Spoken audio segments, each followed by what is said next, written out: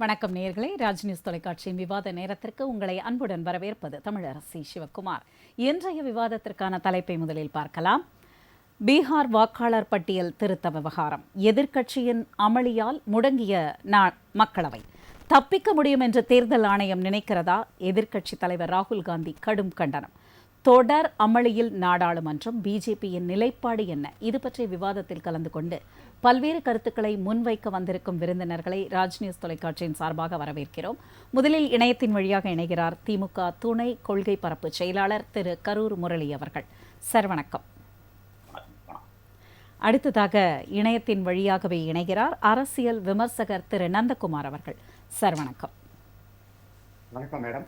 அடுத்ததாக அரங்கிற்கு வந்திருக்கும் பிஜேபி சிறுபான்மை பிரிவு தேசிய செயலாளர் திரு வேலூர் இப்ராஹிம் அவர்கள். சார் வணக்கம். வாழ்க வளமுடன். தமிழ்நாடு காங்கிரஸில் இருந்த திரு நந்தகுமார் அவர்கள். சார் வணக்கம். வணக்கம். முரளி சார், உங்களிடமிருந்து தான் இன்றைய விவாதம் தொடங்குகிறது.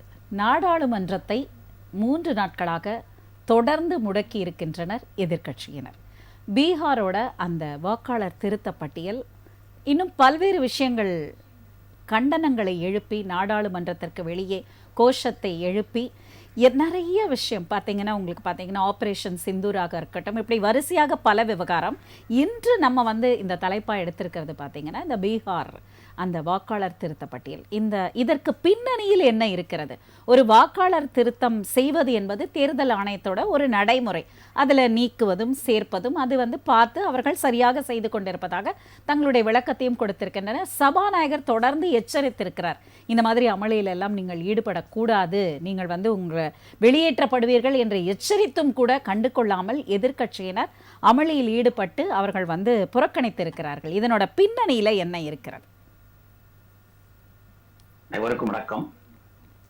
ஏழைகளிடம் இருந்து கல்வியை பறிப்பதும், விவசாயிகளிடம் இருந்து விளைநிலங்களை பறிப்பதும், மலைவாழ் மக்களிடம் இருந்து காடுகளை பறிப்பதும், துறைமுகங்களுடைய விரிவாக்கம் என்று சொல்லி மீனவர்களிடமிருந்து வாழ்விடங்களை பறிப்பதும், விலை மதிக்க முடியாத இயற்கை செல்வங்களை எடுத்து பறித்து கார்பரேட் கம்பெனிகளுக்கு கொடுப்பதும், மாநில அரசுகளினுடைய உரிமைகளை பறித்து மாநில அரசுகளை முடக்குவதை போல வாக்களிக்கின்ற வாக்காளருடைய உரிமைகளை பறித்து இப்பொழுது ஜனநாயகத்தையே சமக்குடிக்கு அனுப்புகிற நடவடிக்கையில் தேர்தல் கமிஷன், தேர்தல் ஆணையம், ஒன்றிய அரசாங்கத்தினுடைய தூண்டுதலால் அது செயல்பட்டுக் கொண்டிருக்கிறது என்பது நாட்டு மக்கள் அனைவருக்கும் நன்றாக தெரிந்த ஒரு விஷயம்.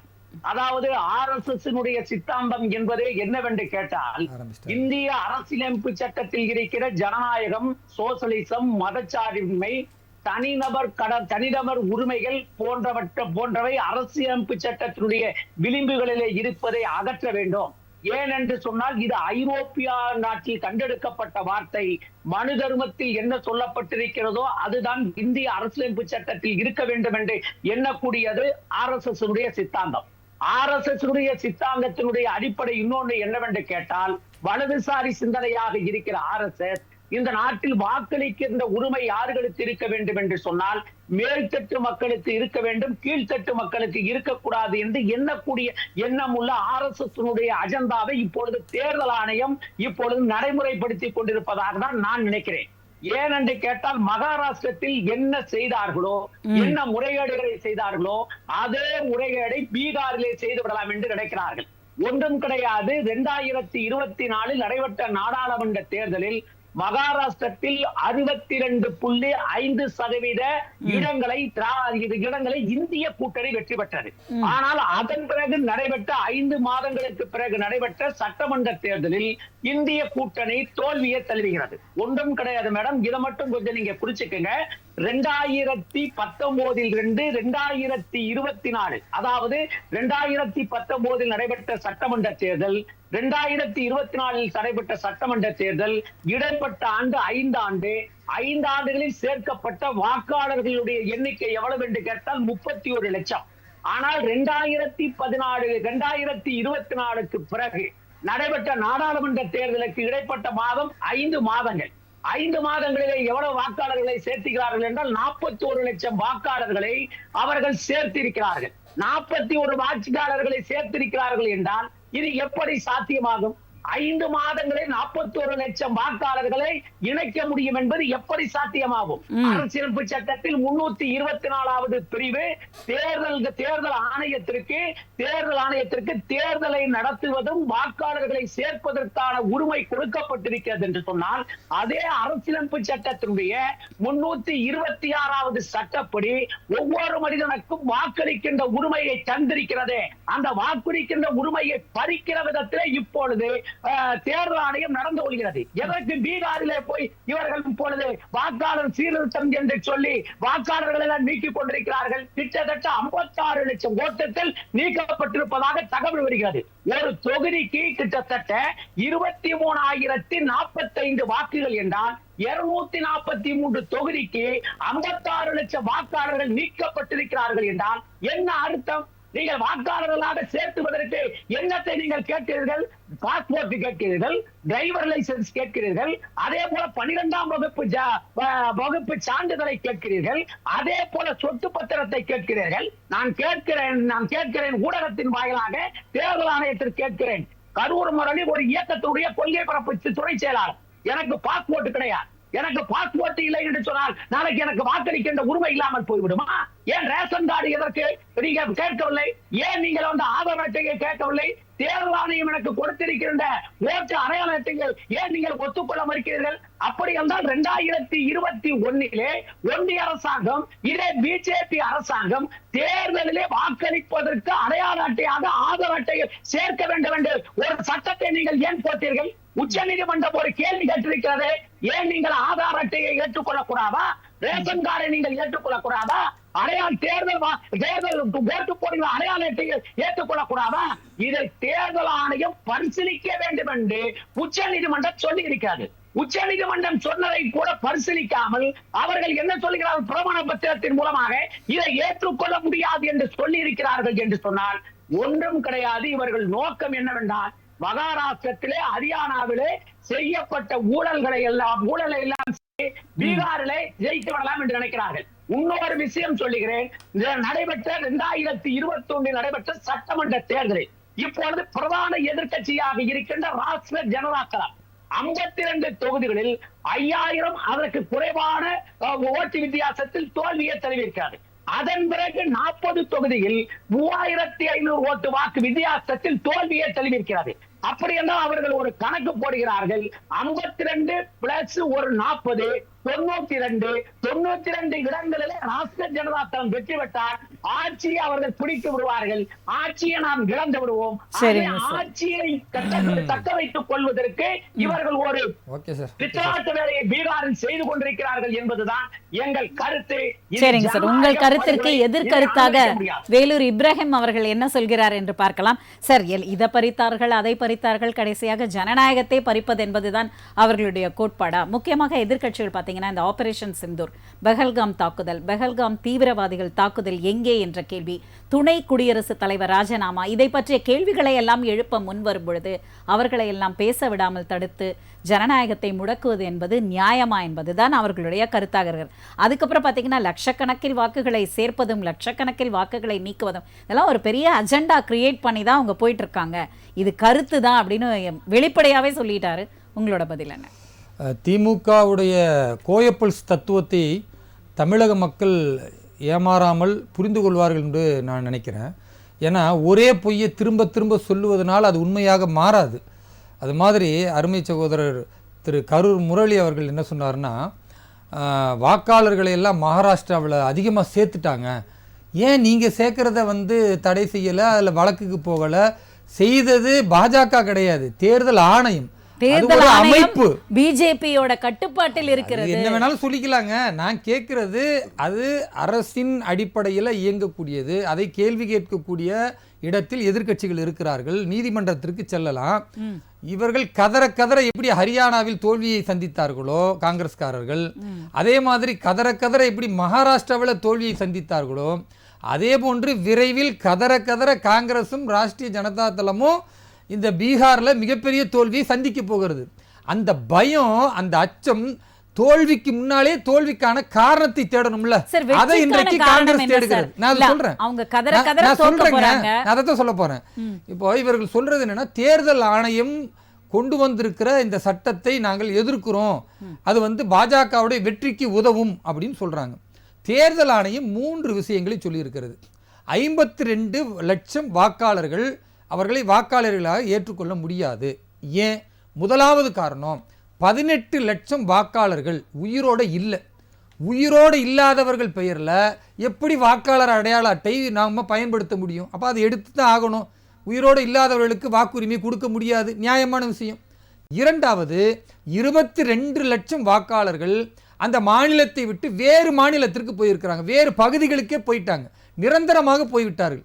நிரந்தரமாக வேறு மாநிலத்திற்கும் வேறு பகுதிகளுக்கும் போனவர்களுக்கு அந்த பகுதியில் வாக்காளர் அடையாள அட்டை கொடுக்க முடியாது. அதனால தான் எடுத்திருக்கிறது. இது 2வது ஆதாரம்.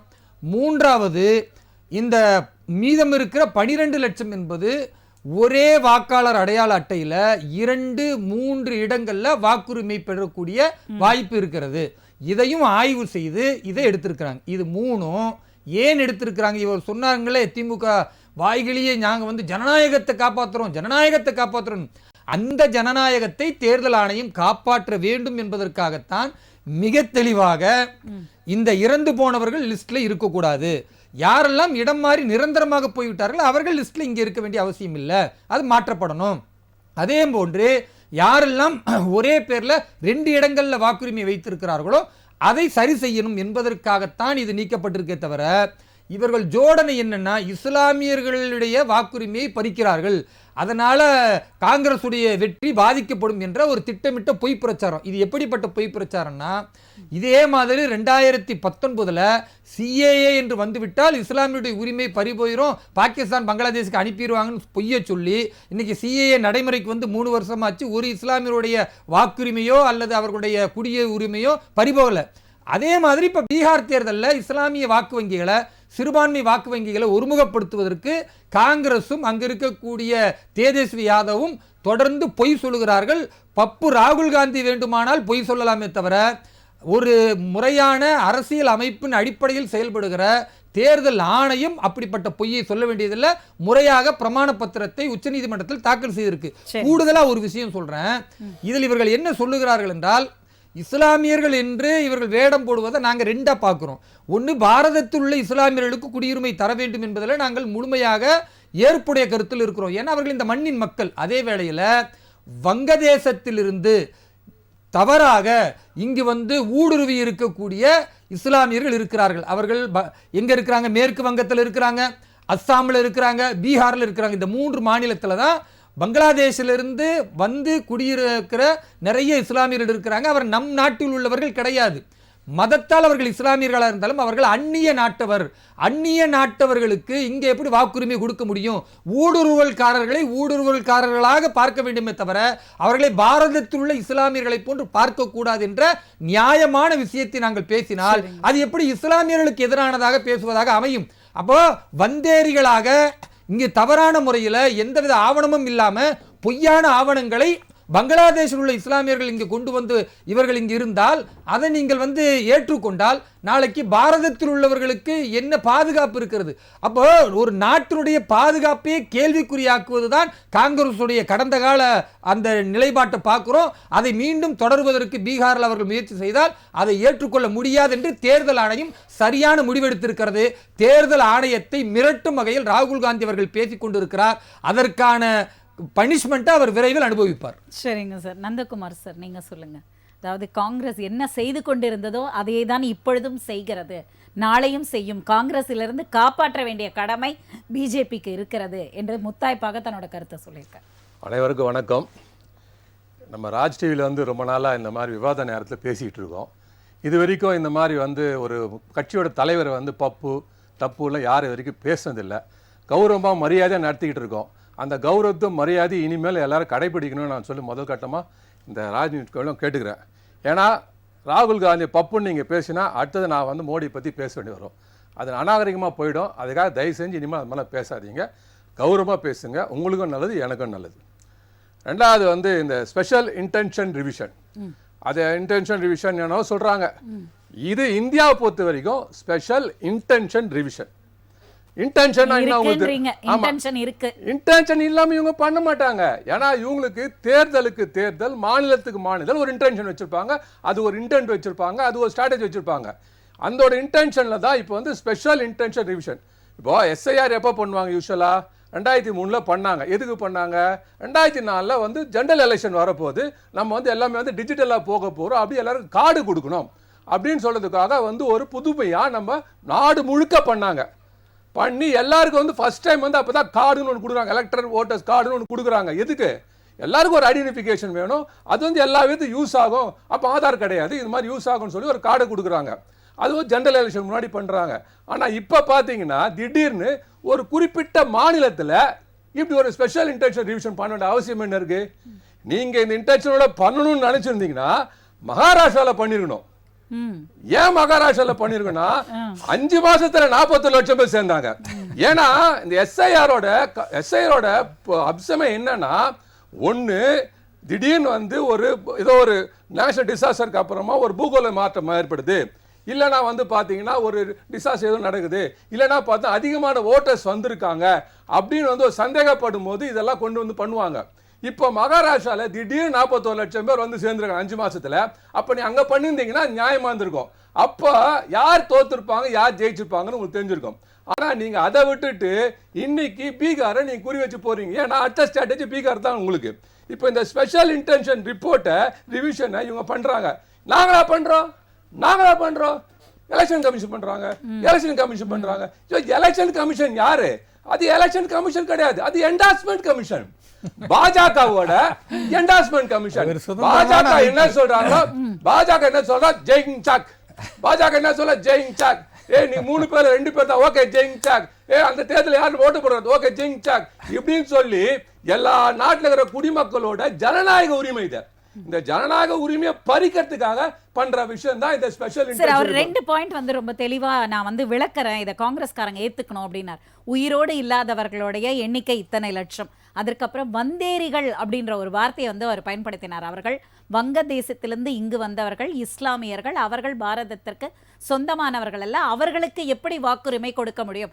இதை ஆதரிக்கிறதா காங்கிரஸ் என்று ஒரு முக்கியமான கருத்து. இதை நாங்க ஆதரிக்கவும் இல்ல, பேசவும் இல்ல. அதை நீங்க ப்ரூவ் பண்ண வேண்டியது உங்களோட வேலை. இப்ப நீங்க என்ன சொன்னீங்க? என்ன சொன்னாரு? ஒரு 18 லட்சம் பேர் இறந்துட்டாங்க, 21 லட்சம் பேர் வந்து நிரந்தரமா இடம் மாறி போயிட்டாங்க, மீதி 12 லட்சம் பேர் வந்து எங்க இருக்காங்க தெரியல, அவங்க நாட் ட்ரேசபிள் அப்படின்ட்டார். இப்ப வந்தேரிகள் எங்க வந்தாங்க? இதுல இருங்க 12 லட்சம் பேர் பேசும்போது அம்மனு இருங்க. இப்ப இங்க வந்தேரிகள் எங்க வந்தாங்க? நீங்க எந்த வந்தேரிகளை வச்சு நீங்க ஐடென்டிஃபை பண்ணீங்க? யாரா பங்களாதேஷ் நான் பிடிச்சிருக்கோம், 20 லட்சம் பேர் பங்களாதேஷ் வந்து வந்தவங்க, அவங்க நான் பிடிச்சிருக்க நீங்க சொல்லிருக்கீங்களா? கூட கைது செய்ய இங்க திருப்பூர்ல 10 பேரை பிடிச்சிருக்காங்க. நாங்க அத பத்தி பேசாதீங்க, நீங்க சொன்ன பாயிண்ட் கரெக்டா சொல்லுங்க. வந்தேரிகள் எங்க வந்தாங்க? எங்க இருந்தா வந்த வந்தேரிகள் நீங்க பண்ற அட்டுழியம் பண்ணிட்டு இருக்கும் போது, ஒரு நாட்டுல ஒரு மக்கள் அவங்களுக்கு வருஷத்துக்கு 5 வருஷத்துக்கு ஒரு தடவை உரிமை கிடைக்குது. அந்த உரிமையை நீங்க தட்டி பறிச்சு இவன் தான் ஓட்டு போடணும்னு சொல்லினா என்ன அர்த்தம்? உடைய மாத்துனீங்க, நான் சொல்ற உடைய தான் போடணும். நீங்க சாப்பாடை மாத்துறீங்க, நான் சாப்பிட்ற சாப்பாடை தான் நீங்க சாப்பிடுனீங்க. இப்ப நான் சொல்றதா ஓட்டு போடணும்னா இதெல்லாம் ஜனநாயக நாடா இல்ல சர்வாதிகார நாடா? ஏங்க உங்க வந்து ஒரு பார்லிமெண்ட் நடக்குது, பார்லிமெண்ட்ல வந்து பதில் சொல்ல வேண்டியவர் போய் இங்கிலாந்துல உட்கார்ந்து இருக்காரு. சரி ஓகேங்க, அது ஏற்கனவே ஏற்படுத்தப்பட்ட விஷயம். அங்க மால்டீவ்ஸ் போறாரு, மது போறாரு, அங்க என்ன இருக்கு? ஏங்க இப்படி ஓடி ஓடி ஒளிஞ்சு நின்னா என்ன அர்த்தம்? பிரைம் மினிஸ்டருக்கு என்ன அர்த்தம் சொல்லுங்க? இந்த நாட்டுக்கு நீங்க பதில் சொல்ல வேணாமா? இந்த நாட்டு மக்கள் நீங்க பதில் சொல்ல வேணாமா? நாட்டு மக்களோட பிரதிநிதிக்கு நீங்க பதில் சொல்ல வேணாமா? ஒவ்வொரு தடவை பார்லிமெண்ட் நடக்கும் போது ஓடி போயிட்டார். எங்க வருவீங்க இப்போ? இப்ப இது சாதாரண விஷயமா? இது மக்கள் ஓட்டு போடணுமா வேணாமா? பீகார் மக்கள் ஓட்டு போடணும் வேணாம்? அடுத்த நடக்க 4 தேர்தலையும் மாநில தேர்தலையும் ஓட்டு போடணும் வேணாமா? அதை நீங்க சொல்லணும். ஏன் இந்த தேர்தல் முறையை நான் கொண்டு வந்திருக்கேன் பதில் சொல்லல. நீங்க சொல்லாம ஏது ஓடி ஒளிறீங்க? ஒவ்வொருத்தரும் பதில் சொல்ல மாட்டாரு, ஓடி ஒளிஞ்சிருவாரு. அப்புறம் வந்து கடைசியில வந்து சிந்தூர் வெற்றி, மாபெரும் வெற்றி, பாராளுமன்றத்தில் சிந்தூரை நீங்க கொண்டாட வேண்டார். கொண்டாட வாங்க, நாங்க தான் கூப்பிடுறோமே, வா பார்லிமெண்ட் கொண்டாடுவோம், நீயே சேர்ந்து கொண்டாடுவா. எப்படி வெற்றி பண்றீங்க சொல்லுங்க, அதே சொல்லுங்க. முதல்ல 7ஆம் தேதி போனப்ப எத்தனை பேர் செத்து போனாங்க, எவ்வளவு பேர் அடிபட்டாங்க, அதை சொல்லுங்க வாங்க. அதுக்காக நாங்க துக்கம் அனுசரிக்கிறோம். அதை விட்டுட்டு எதுவுமே சொல்ல மாட்டீங்க. Daily Sindoor, daily Sindoor. ஏன் உடம்புல வெறும் குங்கும ரத்தம் தான் ஓடுதா? மற்ற உடம்புல என்ன ஓடுது? குங்கும ரத்தம் ஒண்ணு உணர்ச்சி இருக்குமா? எப்படிங்க இருக்கும்? ஒரு மனுஷனை பத்தி விடலாம்னா எப்படி இருக்கும் சொல்லுங்க? குங்குமரத்தை ஓடுது அப்படின்னா அர்த்தம் யாவனாவது எப்படியாவது போங்க, நான் ஜாலியா ஊரா சுத்துவேன், நீங்க அடிச்சுக்கங்க, கடைசியில வந்து கோல்மால் பண்ணி நாங்க ஜெயிப்போம், அதுக்கு என்கிட்ட வழி இருக்கு. இதுதான் வந்து ஸ்பெஷல் இன்டென்ஷன் ரிப்போர்ட். நாடு பெற்ற வெற்றியை கொண்டாட கூட மனசில்லாத காங்கிரஸ், ஒரு தேசம் பெற்ற வெற்றி, நம் ராணுவம் பெற்ற வெற்றியை கூட கொண்டாட முடியாத அளவுக்கு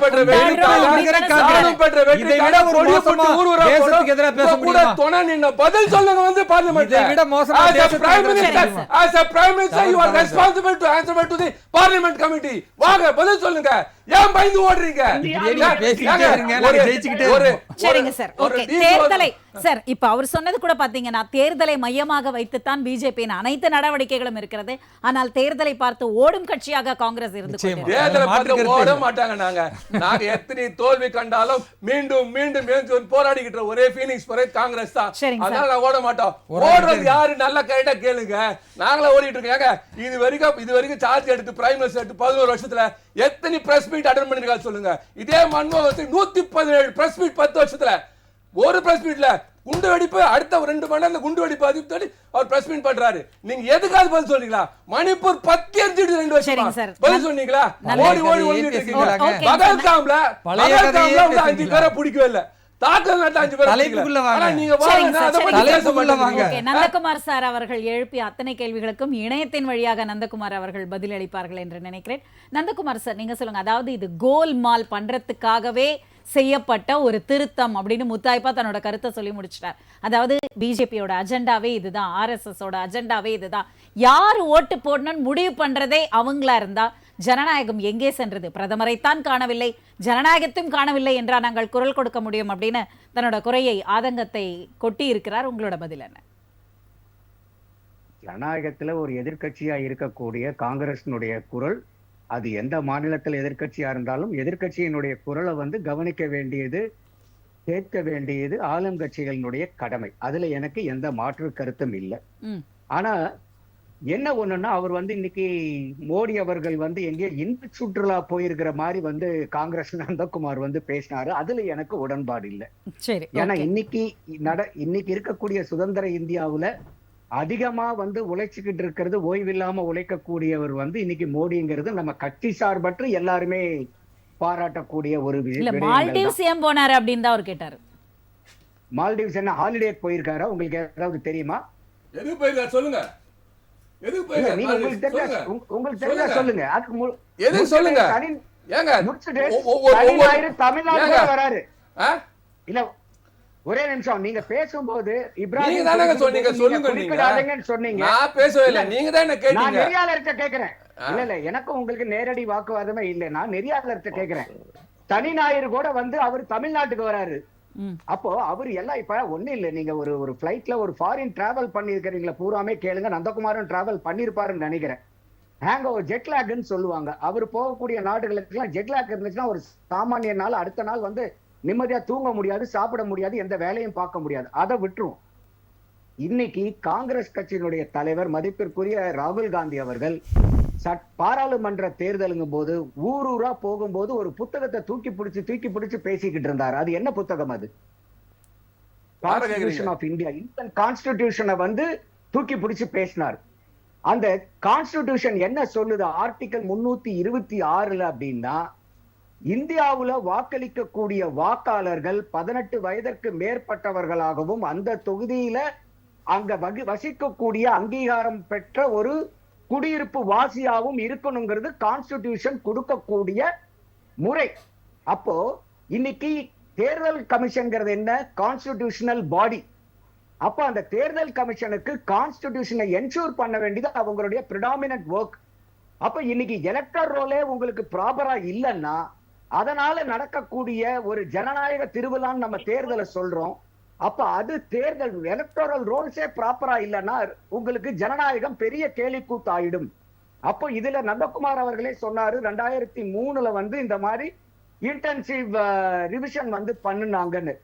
இப்ப இது பண்ண வேண்டிய காரணம் என்னன்னா, இன்னைக்கு எல்லாமே கேள்வி எங்க வருது? எல்லாத்துக்கிட்டையும் ஒரு பயம் எங்க வருதுன்னா, அந்த நம்பர் 52 லட்சம் அப்படிங்கிற அந்த நம்பர் எல்லாத்துக்கிட்டையும் ஒரு கலக்கத்தை ஒரு கிறுக்கத்தை ஏற்படுத்துது. நிச்சயமா நிச்சயமா.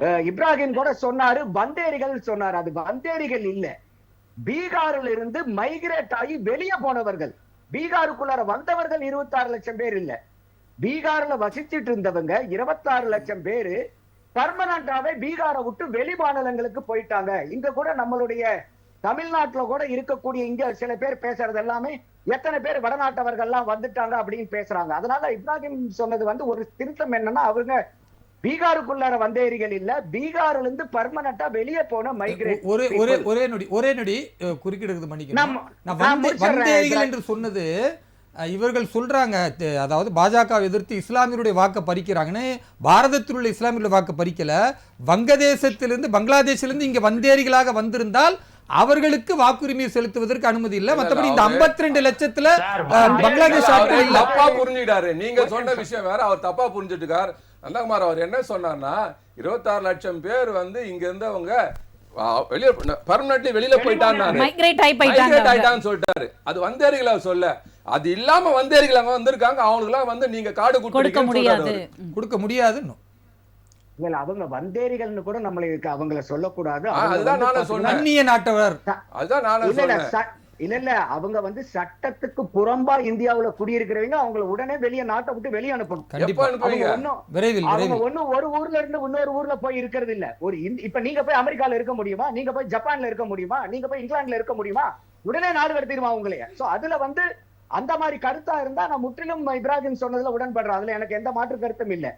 இப்போ இதுல வந்து இந்த 52 லட்சங்கிறது தான் இன்னைக்கு கேள்வி வருது. இப்போ உதாரணத்துக்கு 2023 சாதி கணக்கெடுப்பு பீகார்ல பண்ணுனாங்க. எத்தனை கோடி மக்கள் அதனுடைய அடிப்படையில் தெரியுமா மேடம்? 13 கோடி மக்கள் பீகார்ல இருக்கிறதா அந்த சாதி வந்து காமிக்குது. ஆனா இதே 2023 அப்புறம் 24 தேர்தல் நடக்கும் போது அங்க இருக்கக்கூடிய எலக்டரல் ரோல்ஸ் பிரகாரம் பாத்தீங்கன்னா அங்க இருக்கக்கூடிய வாக்காளர்கள் வெறும் 7,71,00,000 பேர் தான். நீங்க தேர்தலினுடைய எண்ணிக்கையை போய் நீங்க பாத்தீங்கன்னா பீகார்ல 50% 58% மேல வாக்குப்பதிவே கிடையாது. கடந்த 20 ஆண்டுகளா நீங்க எடுத்து பாத்தீங்கன்னா கூட 50% 58% தான் வந்து வாக்குப்பதிவாகிட்டு இருக்கு. அப்ப அடிப்படையான கேள்வி என்ன வருதுன்னா, இங்க 7,71,00,000 வாக்காளர்கள் இருந்தோம், ஒரு 3 கோடியே 4 கோடியிலிருந்து 4,4 கோடிக்குள்ளாரதான் வாக்கு ஆயிட்டு இருக்குது. மீதி இருக்கக்கூடிய வாக்காளர்கள் எல்லாம் எங்க அப்படிங்கிற ஒரு கேள்வி வருது. சரிங்க சார், நந்தகுமார் குறுக்கிடுவதற்கு மன்னிக்கவும். இந்த கேள்வியோட நம்ம ஒரு சின்ன சார் நீங்க தொடர்ந்து உங்களோட கருத்துக்களை வந்து பதிவு செய்யலாம். அதாவது பீகார் வாக்காளர் பட்டியல் திருத்த விவகாரம் தான் ஒரு பெரிய அமளியில் வந்து முடிந்திருக்கிறது. நாடாளுமன்றம் தொடர்ந்து முடங்கி கொண்டிருக்கிறது. அது மக்களுக்காக பேச வேண்டிய இடம் வந்து பேச முடியாமல் இருக்கிறது. அதை பற்றி தொடர்ந்து உங்களோட கருத்துக்கள். சொன்ன மாதிரி அந்த பிரச்சனை எங்க பார்க்கப்படுது பெருசா பூதாகரமான 52 லட்சம் பேர் வந்து காணுங்கிற மாதிரி. ஆனா அதுல வந்து 18 லட்சம் பேர் உயிர் ஏற்கனவே இறந்து போனவர்கள். அவங்களுக்கு எப்படி வாக்கு கொடுக்க முடியும்? 26 லட்சம் வந்து பாத்தீங்கன்னா பர்மனண்டா பீகார்ல இருந்து வெளியே போய் தங்கிட்டவங்க. இவங்க இன்னொரு ஆர்குமெண்ட் என்ன வைக்கிறாங்கன்னாக்கா, தேர்தல் நேரத்துல எல்லாம் அவங்க வந்து வாக்களிப்பாங்க, திரும்பி ஊருக்கு வருவாங்க அப்படின்னு சொல்றாங்க. ஆனா அதுலயே வந்து என்ன குற்றச்சாட்டு வைக்கிறாங்கன்னா, அவங்க வந்து டாக்குமெண்ட் வந்து ஒரு 11 டாக்குமெண்ட் லிஸ்ட் பண்றாங்க. அதுல முரளி கூட சொன்னாரு டிரைவிங் லைசன்ஸ் எல்லாம் கேட்கறாங்க. அதுல டிரைவிங் லைசன்ஸ் எல்லாம் ப்ரூஃப் ஆஃப் அட்ரஸ்க்கு அவங்க எடுத்துக்கிறதே கிடையாது. ஆனா ஆதாரம் எடுத்துக்கலாம்லன்னு கேட்டாரு. அது நியாயமான கேள்வி முரளி சொன்னது. ஏன்னா பல இடத்துல வந்து ஆதார் வந்து அட்ரஸ் ப்ரூஃபா இப்ப வந்து ஏத்துக்கப்படுது. அதனால கோர்ட்டும் சொல்லியிருக்கும் போது ஆதாரம் வந்து அவங்க எடுத்துக்கிறதுக்கு முன் வரலாம். ஆனா ஓட்டர் ஐடியை நீங்க ஏன் எடுத்துக்க கூடாதுன்னு முரளி கேட்டாரு. இப்ப பிரச்சனையே என்னன்னா, இந்த ஓட்டர் ஐடியை தான் அவங்க வந்து இன்டென்சிவ் ரிவிஷன் பண்றாங்க. அப்ப நீங்க எதை வந்து இன்டென்சிவா ரிவைஸ் பண்றீங்களோ அதையே நீங்க வந்து அடையாள அட்டையா ஏத்துக்குங்கிறது அந்த எபிக் கார்டை வந்து எடுத்துக்க முடியாது. நான் ஏற்கனவே சொன்ன உங்களுக்கு சாதியினுடைய மக்கள் தொகை கணக்கெடுப்பை எடுக்கும் போது இவங்க சொல்லக்கூடிய இந்த 11 டாக்குமெண்ட்ல ஜாதி சான்றிதழும் ஒண்ணு. அப்ப 13 கோடி பேர் இந்தந்த சாதியை சார்ந்தவங்க அவங்க வயப்படுத்திருக்காங்க இல்லையா? அப்ப இதெல்லாம் சாதி சான்றிதழ் இல்லாமையா அந்த எந்த சாதியை சேர்ந்தவங்க இந்த மக்கள் தொகை கணக்கு எடுத்திருப்பாங்க? அப்ப எது இல்லைனாலும் அந்த மக்கள் கிட்ட வந்து சாதி சான்றிதழ் இருக்கிறதுக்கு அதிகமான வாய்ப்புகள் இருக்கே. அப்ப அதை கொடுக்கலாம் அவங்க. அதோட வந்து இன்னைக்கு ஸ்கூல் எந்த விதமான போர்ட் சர்டிபிகேட்டா இருந்தாலும் சரி, இல்ல யூனிவர்சிட்டி இதா இருந்தாலும் எது, அதெல்லாம் வந்து அவங்க எடுத்துக்கலாம். சோ நிறைய வந்து இந்த ஆதார் வந்து அவர் சொன்னதுல வந்து எனக்கும் உடன்பாடு ஆதார் வந்து அவங்க எடுத்துக்கலாம். அப்போ இன்னொன்னு என்னன்னா, இல்லைங்க இவங்க பர்மனண்டா 26 லட்சம் பேர் வெளியே போயிருக்காங்கன்னா அவங்க திருப்பி வந்து ஓட்டு போட வருவாங்க எங்க மாநிலத்துக்கு அப்படின்னு ஒரு ஒரு வாதத்தை வந்து எதிர்க்கட்சிகள் வந்து அங்க முன்வைக்கிறாங்க. ஆனா அதுலயே அந்த ஊர்ல வந்து அவங்க என்ன பண்றாங்கன்னா, மக்கள் குறைதீர்க்கும் முகாம் இதுக்காக நடத்துறாங்க. அதாவது மக்கள் இயக்கத்தை சார்ந்தவங்க, எலெக்ஷன் கமிஷன் நடத்தல, இதை எதிர்க்கிறவங்க நடத்துறாங்க. அதுல வந்து என்ன பெரும்பாலும் குற்றச்சாட்டு சொல்லப்படுதுன்னா, இந்த 11 டாக்குமெண்ட்டை நாங்க ப்ரிப்பேர் பண்றதுக்கு நாங்க போய் பண்ணும்போது எங்களுக்கு குறைஞ்சபட்சம் 100 ரூபாய் செலவாகுதுங்கன்றாங்க. அத ஒரு பெரிய குற்றச்சாட்டை இல்லாதவங்க என்ன பண்ணுவாங்கன்றாங்க. அப்ப நமக்கு என்ன கேள்வி வருதுன்னா, ஒரு 100 ரூபாய்க்கே வந்து இந்த மாதிரி முடியாதவங்க ஒரு வெளி மாநிலத்துல போய் பர்மனண்டா மைக்ரேட் ஆகி குடியிருக்கிறவங்க ஆயிரக்கணக்கான ரூபாயை செலவழிச்சு இங்க வந்து, ஏன்னா இன்னைக்கு இப்போ தமிழ்நாட்டுல இருந்து பீகாருக்கு போயிட்டு வரணும், என்ன காலையில போயிட்டு ஓட்டு போட்டு சாயந்தரம் வந்துட முடியுமா? குறைஞ்சபட்சம் 4 நாள் ஆகும். ட்ரெயின்ல போறதுனாக்கா குறைஞ்சபட்சம் போறதுக்கு 2 நாள், வரதுக்கு 2 நாள், ஓட்டு போறதுக்கு 1 நாள், 4-5 நாள் ஆயிடும். அப்ப இந்த 4-5 நாள் சம்பளத்தை விட்டு ஆயிரக்கணக்கான ரூபாயை செலவழித்து போய் ஓட்டு போடுவாருங்கிறது பெரிய கேள்விக்குறி. அதனாலதான் நான் ஏற்கனவே உங்களுக்கு புள்ளி விவரம் சொன்னேன். இந்த கடந்த 15-20 ஆண்டுகளாவே நடந்த தேர்தல்கள் எதுலயும் பாத்தீங்கன்னா 50 to 58% மேல வாக்குப்பதிவே அங்க நடக்கிறது இல்ல. அப்ப இந்த பர்மனண்டா பீகாரை விட்டு வெளியே போன மக்கள் வாக்குக்காக திருப்பி வர்றது வந்து ரொம்ப ரொம்ப சொற்ப அளவிலேயே இருக்குது. அப்புறம் 7 லட்சம் பேர் வந்து டபுள் அட்ரஸ்ல வச்சிருக்காங்க. எப்படி இரட்டை வாக்குரிமை கொடுக்க முடியும் அவங்களுக்கு? அப்ப இதெல்லாம் செய்ய வேண்டியது. ஆனா அலாரம் எங்க அடிச்சுன்னா அந்த 52 லட்சத்தை மட்டும் பார்த்துட்டு ரொம்ப வந்து பயப்பட வேண்டிய சூழ்நிலைக்கு வராங்க. யார் பயப்படுறாங்க? யார் பயப்படுறாங்க? இதனுடைய எலக்டரல் ரோல் எனக்கு என்ன ஒரு இதுன்னா, காலக்கெடுவை இன்னும் வந்து நீங்க அதிகப்படுத்தி இருக்கலாம். மக்களுக்கு உண்டான காலக்கெடுவை. ஏன்னா இப்ப ஜூன் மாசம் அனௌன்ஸ் பண்றாங்க, ஆகஸ்ட் மாசத்தோட இது முடிய ஜூலை 25ஓட முடிஞ்சிடுச்சு. அதுல இருக்கக்கூடிய வாக்காளர்கள் விடுபட்டிருந்தா செப்டம்பர் 1ஆம் தேதி வரைக்கும் அதை வந்து அவங்க ஃபைல் பண்ணலாம் அப்படின்றாங்க. எந்த ஆட்சேபனை இருந்தாலோ, எந்த ஒன்னும் விடுபட்ட பெயர்கள் இருந்தாவோ, சேர்க்கப்பட வேண்டிய பெயர்கள் இருந்தாவோ ஆகஸ்ட் 1ல இருந்து செப்டம்பர் 1ஆம் தேதி வரைக்கும் நீங்க ஃபைல் பண்ணலாம். செப்டம்பர் 30ஆம் தேதி தான் வந்து பாத்தீங்கன்னா அவங்க ஃபைனல் எலக்டரல் ரோல் வந்து பப்ளிஷ் பண்ண போறாங்க. இன்னொன்னும் கூடுதலா என்ன சொல்றாங்க எலெக்ஷன் கமிஷன்னா, ஃபைனல் எலக்டரல் ரோல் வந்ததுக்கு அப்புறம் கூட புதிதாக வாக்காளர்கள், பழைய வாக்காளர்கள் புதிய வாக்காளர்கள் பதிவு செய்யற மாதிரி இருந்தா வரப்போற சட்டமன்ற தேர்தல்ல டேட் ஆஃப் நாமினேஷன் இருக்கும் பாத்தீங்களா, அந்த நாமினேஷன் தேதி வரைக்கும் புது வாக்காளர்களை பதிவு செய்யறதுக்கு விண்டோவை ஓபன் பண்ணி வச்சிருப்போம். இத்தனை வாய்ப்புகள் வந்து வாக்காளர்களுக்கு வந்து அவங்க வந்து கொடுக்கறாங்க. ஆனா என்னுடைய இது என்னன்னா, இந்த காலக்கெடுவை, இந்த எக்ஸசைஸ் அவங்க சற்று முன்னாடியே ஆரம்பிச்சிருக்கலாம். ஆனா இன்னொரு முக்கியமான தகவல், எலெக்ஷன் கமிஷன் வந்து சுப்ரீம் கோர்ட்ல அபிடாவிட் ஃபைல் பண்றாங்க. இது நம்மள மாதிரி வந்து மீடியால ஜஸ்ட் லைக் தட் பேசிட்டு போயிட முடியாது.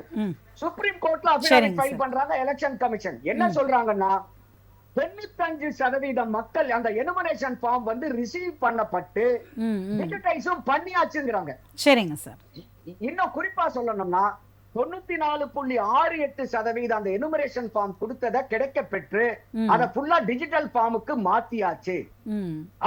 அப்போ இது வந்து என்னன்னா பெரிய பூதாகர பிரச்சனை இல்ல. இப்ப பிரச்சனைங்கிறது வந்து மீதி இருக்கக்கூடிய 5% மக்களுக்கு தான் அங்க இந்த பிரச்சனை. அப்ப இந்த பிரச்சனையை வந்து நீங்க ஐசோலேட் பண்ணி அதுக்கு என்னென்ன வாய்ப்புகள், வழிமுறைகள் செஞ்சு கொடுக்க முடியும். ஆனா கட்டாயமா ஒரு எலெக்ஷன் கமிஷன் இருக்கிறவங்க பீகார்ல மட்டும் இல்ல, இந்த நடவடிக்கையை ஒவ்வொரு மாநிலத்திலும் எடுக்கும் போதுதான் அந்த மாநிலத்துக்கு உண்டான வாக்காளர்கள் சரியான முறையில சரியான எண்ணிக்கையில அந்தந்த மாநிலத்துல கிடைக்கப்பெறும். அப்போ அதனாலதான் பாருங்களேன், நீங்க 13 கோடி மக்கள் தொகை இருக்குதுன்னு சொல்றாங்க பீகார்ல. 7,71,00,000 பேரு வாக்களிக்கிறீங்க, 4,30,00,000 பேரு. அப்ப எவ்வளவு வேறுபாடுகள் இருக்கு. அப்ப இது எல்லாம் களையணும்னா கட்டாயமா இந்த எக்ஸசைஸ் வந்து தேவைப்படக்கூடிய எக்ஸசைஸ். சரிங்க, தொடர்ந்து பேசலாம். எல்லா மாநிலத்திலும் இது செய்யணுங்கிறது என்னுடைய பார்வையாகவும் நான் முன்வைக்கிறேன். சரிங்க சார். முரளி சார், நீங்க சொல்லுங்க. அதாவது அலாமிங்காக ஏன் நம்ம பார்க்குறோன்னா அந்த எண்ணிக்கை தான். மற்றபடி தேர்தல் ஆணையம் வந்து அது எப்பவும் தன்னுடைய கடமையை எப்படியெல்லாம் எங்கெல்லாம் செய்து கொண்டிருக்கிறதோ அப்படித்தான் இங்கும் நடைபெற்று கொண்டிருக்கிறது. இது ஒரு நடைமுறை தான். ஆனால் இதில் வந்து திரித்து பேச வேண்டிய அவசியம் இல்லை என்பதுதான் நந்தகுமார் அவர்களுடைய ஒரு வாதமாக இருந்தது. இன்னொன்று பார்த்தீங்கன்னா, காங்கிரஸ் திமுக எல்லாம் கோஷம் எழுப்பும்போது இது வந்து வாக்கு திருட்டு என்ற ஒரு வார்த்தையை வந்து அவங்க உபயோகப்படுத்தியிருக்காங்க. வாக்கு திருட்டு செய்வதற்காக மேற்கொள்ளப்படும் ஒரு நடவடிக்கையா என்ற கேள்வி. அதற்கு உங்களுடைய விளக்கம் என்ன? இந்தியா என்று சொல்லப்படுகிற ஜனநாயக நாட்டில் ஜனநாயகம் வாழ்வதற்கு தேர்தல் மூலமாக அதை நிலைநாட்டுகின்ற பெரும் பொறுப்பு தேர்தல் ஆணையத்திற்கு இருக்கிறது. உலகத்திலே இந்தியா ஜனநாயக நாடு என்று போற்றப்படுவதற்கு முக்கிய காரணமாக இருந்தது தேர்தல் ஆணையம் என்பதிலே எந்த வகையான மாற்று கருத்தும் கிடையாது. ஆனால் தேர்தல் ஆணையரை நியமிப்பது பிரதமருக்கு பிறகு எதிர்க்கட்சி தலைவரும், எதிர்க்கட்சி தலைவருக்கு பிறகு உச்ச நீதிமன்றத்தினுடைய தலைமை நீதிபதியும் தான் தேர்தல் ஆணையரை நியமித்துக் கொண்டிருந்த ஒரு வரலாறு இருந்த பொழுது அதில் உச்ச நீதிமன்றத்தினுடைய தலைமை நீதிபதி அவர்களை நீக்கிவிட்டு கேபினட் அமைச்சராக இருக்கிற அமித்ஷாவை இணைத்துக் கொண்டு தேர்தல் கமிஷனை தன்னுடைய கைப்பாவையாக பிஜேபி மாற்றிக் கொண்டது. தேர்தல் ஆணையத்தை மட்டுமல்ல, இடியை ஐடியை தன்னுடைய கைப்பாவையாக மாற்றிக்கொண்டு தேர்தல் களம் எங்கெல்லாம் மாநிலங்களில் தேர்தல் நடக்கிறதோ அங்கே அவர்களை எல்லாம் அவர்களுடைய முகத்தை முன்வைத்து இவர்கள் பின் சென்று வெற்றி கனியை பறித்துக் கொண்டிருக்கிறார்கள். மக்களுக்கு செய்த திட்டங்களோ மக்களுக்கு செய்த சாதனைகளையோ சொல்லி இவர்கள் வாக்குகள் கேட்பதில்லை. மக்களை அச்சுறுத்தி, எதிர்க்கட்சிகளை அச்சுறுத்தி, அவர்களை பயமுறுத்தி தான் வெற்றியை பெற்றுக் கொண்டிருக்கிறார்கள். எனக்கு பிறகு முன்பாக பேசி இப்ராஹிம் அவர்கள் சொல்லுகிறார், யாரை எங்களை பார்த்து இந்த நாட்டில் கோயபிள்ஸ் கூட்டம் என்று சொல்கிறார். நான் கேட்கிறேன், கோயபிள்ஸினுடைய மொத்த உருவமாக இருக்கக்கூடியதை யார் என்று கேட்டால் அது பிஜேபி தான். ஏனென்று சொன்னால் ஹிட்லரினுடைய நாசிசமும் முசோலினுடைய பாசிசத்தினுடைய மொத்த வடிவமாக இருந்து எப்படி கோயபிள்ஸ் ஒரு பொய்யை திரும்ப திரும்ப சொன்னால் அது உண்மையாகிவிடும் என்று சொல்வதை போல சிந்தூர் வெற்றி என்று சொல்வது, பகல்கான் தாக்குதல் என்று சொல்லுவது, இஸ்லாமியர்கள் தான் இந்த நாட்டில் தீவிரவாதிகள் என்று சொல்வது, இப்படி சொன்ன பொய்யே இஸ்லாமியர்களால் பாகிஸ்தானால் நாட்டுக்கு பெரிய ஆபத்து வந்துவிடும். ஆகவே இந்துக்களே ஒன்று சேர்ந்து வாருங்கள் என்று பொய்யை சொல்லிக் கொண்டிருப்பதுதான் இந்த நாட்டிலே பிஜேபி அஜெண்டாவாக இருக்கிறது. வந்தேரிகள் கேட்கிற ஊடுருவி வந்துட்டாங்க. யார் ஊடுருவி வந்திருக்கா? பாகிஸ்தானில் இருந்தும் வங்கதேசத்தில் இருந்தும் இந்தியாவிற்குள் ஊடுருவி வருகிறார்கள் என்றால் ஒன்றிய அரசாங்கம் என்பது கையாளாகாத அரசாங்கமாக இருக்கிறது என்பதை இப்ராஹிம் ஒத்துக்கொள்கிறாரா? நான் கேட்கிறேன், எப்படி ஊடுருவி வர முடியும்? நீங்கள் தடுத்து நிறுத்தினால் அவன் எப்படி உள்ளே வர முடியும்? உள்ளே வருவதற்கு யார் அனுமதித்தது? காவல்துறை எவ்வளவுதான் பாதுகாப்பா இருந்தாலும் திருட்டு போய் திருடிட்டு தாங்க போறான். அவனையும் திருடனை பிடிக்கணுமா வேண்டாமா? நீங்க காவல்துறை எதுக்கு இருக்குன்னு கேள்வி கேட்பீங்களா? என்னங்க இது? காவல்துறை இருக்கும் பொழுதுதாங்க திருடன் திருடிட்டு போறான். அந்த மாதிரி தாங்க என்ன பாதுகாப்பு போட்டாலும் அண்டை நாட்டிலிருந்து ஊடுருவல்காரர்கள் இந்த திருப்பூர் வரைக்கும் வந்திருக்கிறாங்க, கைது செய்யப்பட்டிருக்காங்க. ஏங்க உங்க காவல்துறை இன்றைக்கு 10 வயசு பிள்ளைய கற்பழிச்சவனு கூட கண்டுபிடிக்க முடியாம 10 நாளைக்கு மேல தடவிக்கிட்டு இருக்கிறாங்க. அதுக்காக என்ன பண்ண முடியும்? அப்ப காவல்துறையை குறை சொன்னா நீங்க ஏத்துக்கிறீங்களா? இல்ல அது பிடிச்சிருவோம்னு சொல்றீங்கல்ல, அது மாதிரி தாங்க. நீங்க சொல்கிறீர்களே, நான் கேட்கிறேன், பீகார்ல பிறந்தவன் தமிழ்நாட்டுக்கு வந்திருக்கான், செய்து வர்றான், பங்களாதேஷ்ல இருந்து வந்தவங்க சட்டப்படி குடியுரிமை இல்லாதவன 10 பேரை கைது செஞ்சிருக்காங்க திருப்பூர்ல. பீகார்ல இருந்து வந்த ஆள் கிடையாது. தவறா சொல்றீங்க. ஒரு பீகார்காரனுக்கு ஓட்டுரிமையை படிக்கிறீங்களப்பா. அவன் சுதந்திரத்தை படித்தீர்கள், கல்வியை படித்தீர்கள், தொழிலை படித்தீர்கள். திமுக அடுக்குமுறை போய் சொல்லிக்கிட்டே. முரளி சார், குறுக்கிடுவதற்கு மன்னிக்கவும். இல்ல, நந்தகுமார் ஒரு கருத்தை முன்வைத்தாரு. வேலை பார்க்கறதுக்காக மற்ற மாநிலத்திற்கு சென்றவர்கள் பீகார்ல தேர்தல் அப்படின்னோடனே இந்த ஆயிரக்கணக்கிலான அந்த பணத்தை செலவு பண்ணி அங்க வருவாங்களா? அது ஒரு பெரிய கேள்வி. வருவதற்கு வாய்ப்பு இருக்கிறதா? இல்லை. அப்படி இருக்கும் பொழுது அதை யாராவது மிஸ்யூஸ் பண்றதுக்கு வாய்ப்பு இருக்கு. அதனாலதான் இந்த திருத்தல் அப்படின்னு சொல்லியிருக்காரு. எல்லாருக்கும் ஜனநாயகத்தின் மீது நம்பிக்கை உண்டு. சரி. அதாவது இந்தியாவில் பிறக்கப்பட்டிருக்கிற ஒவ்வொரு குடிமகனுக்கும் தன்னுடைய நாட்டை ஆளக்கூடிய பிரதமர் ஜனநாயகவாதியாக இருக்க வேண்டும், தன்னுடைய மாநிலத்தை ஆளக்கூடிய முதல்வர் ஜனநாயகவாதியாக இருக்க வேண்டும் என்று எண்ணம் உள்ளவர்கள் கண்டிப்பாக வாக்களிக்க போவார்கள். அதுல எல்லாரும் மாற்றம் கிடையாது. திருப்பூர்ல வேலை செய்கிறவர் ஏன் பீகாரில் நாளைக்கு தேர்தல் என்று சொன்னால் போய் ஓட்டு போடாம இருந்துருவாரா? கண்டிப்பா ஓட்டு. சரி, நந்தகுமார் சார் குறுக்கிட்டு ஏதோ சொல்ல வராரு, என்னன்னு கேட்டலாம். சொல்லுங்க நந்தகுமார். ஒரே நிமிஷம். இதுல என்ன ஒண்ணுன்னா, இப்ப உதாரணத்துக்கு இப்ப தமிழ்நாட்டுல இருக்கிறவங்க டெல்லியில போய் இருந்தாங்கன்னா அங்க வாக்குரிமை வாங்க முடியுமா முடியாதா? சொல்லுங்க. மாத்தி போணும் சார். அதுக்கு அது மாத்தி போணும் சார். நான் பர்மனண்டா போயிட்டேன்னா அங்க போய் நான் மாத்திப்பேன். அததாங்க சொல்றேன். 26 லட்சம் பேர் பர்மனண்டா போயிட்டாங்க. எதை வச்சு சொல்றீங்கன்னு நாங்க கேக்குறோம். எலெக்ஷன் கமிஷன் சொல்லுது. நீங்க கேட்டதுக்கு தான் சொல்றாங்க. நீங்க கேட்காது. நான் சொல்லக்கூடிய பாயிண்ட மட்டும் புரிஞ்சுக்கங்க. ஏன்னா ஆன்லைன்ல இருக்கனால நீங்க பேசும்போது நான் பேசினா கேட்காது. நான் என்ன கேக்குது சார், சொல்லுங்க. இன்னைக்கு வந்து பீகார்ல இருக்கிறவங்க வந்து எந்த மாநிலத்துல இருந்தாங்க, ஏன்னா அவங்க வந்து பர்மனன்ட்லி மைக்ரேட்டட் டு அதர் ஸ்டேட்ன்றாங்க. பர்மனன்ட்லி மைக்ரேட்டட்னா அவங்க திருப்பி வர மாட்டாங்கன்னு அர்த்தம். அதனாலதான் நான் வாக்கு சதவீதங்கள்லாம் சொன்னேன், புள்ளி விவரங்கள் கொடுத்தேன். இல்ல அதுக்கான ப்ரூஃப் என்னன்னு கேக்குறாரு நந்தகுமார் சார். எப்படி நீங்க எடுக்கலாம், எதன் அடிப்படையில் அப்படி எடுத்துக்கீங்க? இப்ப ஒண்ணு அதான் இன்னைக்கு பர்மனன்ட்லி மைக்ரேட்டட்ங்கிறது. ஒரே நிமிஷம் நந்தகுமார், ஒரே நிமிஷம். இப்போ இந்த எடுத்தது இது வந்து வெறும் booth level officers of election commission மட்டும் இந்த எனுமரேஷனை எடுக்கல. இதுல 4 லட்சம் வாலண்டியர்ஸ் ஈடுபட்டிருக்காங்க. 12 அரசியல் கட்சியை சார்ந்த 1.5 லட்சம் பேர் பூத் லெவல் ஏஜென்ட். 12 கட்சிகளை, அரசியல் கட்சிகளை சாத்தின 1.5 லட்சம் பூத் ஏஜென்ட் இதுல இன்வால்வ்டு. இது வெறும் எலெக்ஷன் கமிஷன் மட்டும். பூத் ஏஜென்ட்க்கு சார், பூத் ஏஜென்ட்க்கு சார் ஒரே நிமிஷம் பேசி முடிச்சறேன், அப்புறம் நீங்க உங்க கருத்தை சொல்லுங்க. ஒரே நிமிஷம் நீங்க எனக்கு ஒண்ணு ஒரே நிமிஷம் நான் என்ன சொல்ல வரேன்னா, இந்தியாவில் இருக்கக்கூடிய ஒவ்வொரு இந்திரியர்களுக்கும் வாக்குரிமையை பறிக்கிறதுக்கு எந்த கட்சிக்கும் அதிகாரம் கிடையாது. நிச்சயமாக அதைத்தான் எல்லாருமே பதிவு பண்றாங்க. எலெக்ஷன் கமிஷன் இருக்கா? ஆனா அதே சமயம் அந்த இந்தியர்கள் வந்து எந்த மாநிலத்துல போய் பர்மனண்டா செட்டில் ஆயிட்டாலும் அந்த மாநிலத்துல அவங்களுக்கு வாக்குரிமை கொடுக்க வேண்டியது கட்டாயம் தேவை.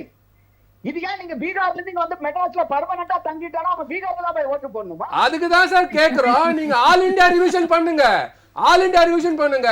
ஒன் ரேஷன் கார்டு தானே சொன்னீங்க, ஒரு ரேஷன் கார்டு எங்க வேணா வாங்கிக்கலாம் சொல்றீங்களே, அப்ப அதே மாதிரி ஆல் இந்தியா ரிவ்யூ பண்ணுங்க.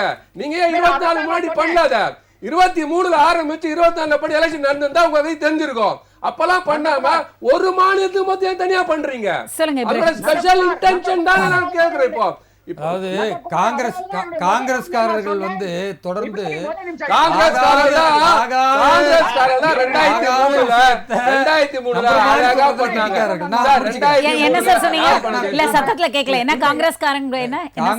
வந்து நடைமுறையிலே ஆகாத விஷயத்தை ஆகிற மாதிரி பேசுறதுல வல்லவர்கள். காங்கிரஸை சார்ந்த நந்தகுமார் சில குற்றச்சாட்டுகளை, ஒரு நிமிஷம் சார், இப்ராஹிம் சார் முடிச்சிட்டு அதுக்கப்புறம் உங்களுக்கு டைம். காங்கிரஸை சார்ந்த நந்தகுமார் அவர்கள் ஒரு குற்றச்சாட்டு சொன்னாரு, பிரதமர் வந்து எப்ப போனாலும் சுற்றுப்பயணமா போயிட்டு இருக்கிறாரு அப்படின்னு. இன்றைக்கு அவர் இங்கிலாந்து போயிருக்கிறாரு. எதற்காக போனாரு? 3 ஆண்டு காலம் தடையற்ற வர்த்தகம் பாரதத்திற்கும் இங்கிலாந்திற்கும் மத்தியில ஏற்படணும் என்ற ஒரு நல்ல முயற்சி எடுத்து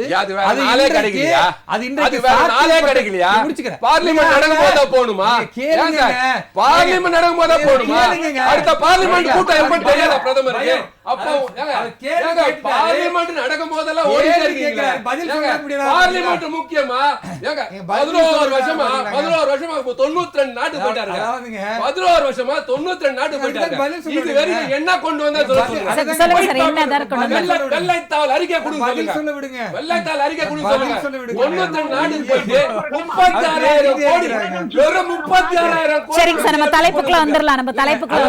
36,000 கோடி ஒரு பிரதமர், நாட்டோட பிரதமர் 11 வருஷம் வெளிநாடு சுத்தி 36,000 கோடி. அதே இங்க தமிழ்நாட்டுல இங்க உட்கார்ந்து முதலமைச்சர் 6,64,000 கோடி கொண்டு வந்திருக்காங்க. அப்ப யார் செயல்படுறது? சரிங்க சார், பயந்து ஓடுறதுக்காக வந்து சேர்த்துக்கிறீங்க நீங்க. சார், பார்லிமெண்ட் முக்கியமா, வர்த்தகம் முக்கியமா?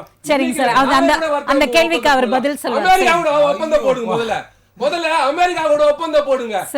அமெரிக்கா கூட ஒப்பந்தம் போடுங்க முதல்ல. ஏன் ஒப்பந்தம் போடுங்க? சரிங்க சார், சரிங்க. செஞ்சிட்டு இருக்கீங்க அமெரிக்கா. ஓகே ஓகே, நம்ம தலைப்புக்குள்ள. ஜனாதிபதி ட்ரம்ப் சொல்றாரு 20 நம்ம தலைப்புக்குள்ள வந்துறலாம். நான் தான் பாகிஸ்தானுக்கு இந்தியாக்கு சமரசம் பண்ணி வச்சேன். எதுத்துங்கள ஒரு குரல் சொல்லுங்க. சரிங்க sir, okay okay Nandakumar sir. Okay Nandakumar sir, Ibrahim sir. Nandakumar அவர்கள் அவ்வளவுக்கு என்னால கத்தி பேச முடியாதுங்க, அவ்வளவு எனக்கு சக்தி இல்ல. நான் பாருங்க திருப்பி ஆரம்பிச்சாரு பாருங்க. நான் என்ன சொல்றேன்னா, பிரதமர் எதற்காக போயிருக்கிறார் என்ற உண்மையை இந்த நாட்டு மக்களுக்கு நான் சொல்ல விரும்புகிறேன். அவர் சுற்றுப்பயணம் என்பது தன்னுடைய சந்தோஷத்திற்காக போல, இந்த நாட்டின் வளர்ச்சியை இன்றைக்கு 4வது இடத்துல கொண்டு வந்து நிறுத்தியிருக்கிறாரு. 11வது இடத்துல காங்கிரஸ் விட்டு சென்றது, 4வது இடத்துல வந்திருக்கும். இன்னும் 2 ஆண்டுகள்ல 3வது இடத்தை நோக்கி வளர்ச்சிக்கு கொண்டு போகணும்னா இங்கிலாந்தோடு ஒரு தடையற்ற வர்த்தகத்தை 3 ஆண்டுகள் பேசி இன்றைக்கு அதை சாத்தியப்பட்டிருக்கிறது என்றால் 99% வரி குறைப்பு ஏற்படும் என்று இன்றைக்கு இங்கிலாந்து அறிவித்திருக்கிறது. இது பாரத பிரதமருடைய மிகப்பெரிய முன்னேற்றம், நாட்டின் வளர்ச்சிக்கு ஒரு மைல்கல். அதே மாதிரி மலேசியாவுக்கு மாலத்தீவுக்கு எதுக்கு போனாரு பிரதமர்? மாலத்தீவுக்கு எதுக்கு சுற்றுப்பயணத்துக்கு போனாரு அப்படின்னு கேள்வி கேட்டாரு. ஒன்னு புரிஞ்சுக்கணும், மாலத்தீவனுடைய அதிபர் பாரத பிரதமர் திரு நரேந்திர மோடி அவர்கள் இன்றைக்கு பிரதமராக 3வது முறை பதவியேற்கும் பொழுது அவரை அழைப்பு கொடுக்கப்பட்டு, ஏன்னா மாலத்தீவு கடந்த காலத்தில் எதிர்வரையாற்றுவதற்கு சீனாவோடு சேர்ந்து கொண்டிருந்த சூழலை மாற்றி ஒரு அற்புதமான நிகழ்வாக அவர் அழைத்தார். பாரத பிரதமரின் அழைப்பை ஏற்று முகமது முய்சு மாலத்தீவு அதிபர் இங்கு வந்தார். அந்த பிரதமருடைய பதவியேற்பு விழாவில் கலந்துக்கிட்டாரு.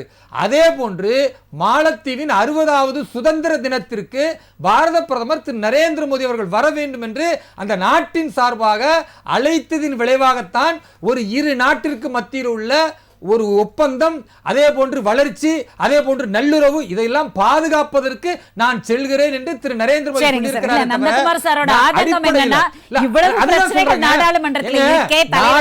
நாடாளுமன்றத்தில் மக்களுக்கு என்ன பதில் சொல்ல வேண்டுமோ அதை கேபினெட் அமைச்சர்கள் சொல்லிக் கொண்டிருக்கிறார்கள். நாடு வளர்ச்சி அடைவதற்கு திரு நரேந்திர மோடி அவர்கள் இங்கிலாந்திற்கு போய் ஒப்பந்தம் போடுகிறார், அதே போன்று மலேசியாவுக்கும் மாலத்தீவிற்கும் செல்கிறார் என்றால் அது நாட்டின் வளர்ச்சிக்காகவும் அந்த நாட்டினுடைய சுதந்திர தினத்தை கொண்டாடுவதற்கு ஒரு சீஃப் கெஸ்டா திரு நரேந்திர மோடி அழைத்திருக்கிறார்கள். கடைசி சொல்றேன், இந்த சுற்றுப்பயணம் எல்லாம் எதற்கு உதவுகிறது என்றால், மிகப்பெரிய ரஷ்யாவும் உக்ரைனும் சண்டை போட்டுக் கொண்டிருக்கும் பொழுது, எல்லா நாடுகளும் ஒவ்வொரு அணியாக இருக்கும் பொழுது, 2 நாடுகளையும் போர் நிறுத்தம் செய்ய சொல்லி தன்னாட்டு மக்களை அழைத்துக் கொண்டு வந்தார் நரேந்திர மோடி.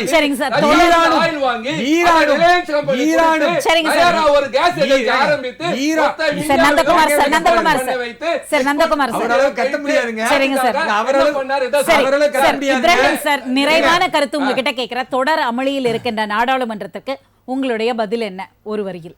நாட்டு மக்கள் யாராக இருந்தாலும் அவர்களுக்கு வாக்குரிமை என்பது அவசியம். அவர்கள் வாக்களிக்க வேண்டும் என்பதில் மாற்று கருத்தில்லை. அந்த வாக்குரிமை என்பது தவறான முறையில் ஒரே நபர் இருமுறை வாக்களித்து விடக்கூடாது. அதே போன்று இறந்து போனவர்கள் பெயரில் தவறான முறையில் இன்னொருவர் வாக்களித்து விடக்கூடாது.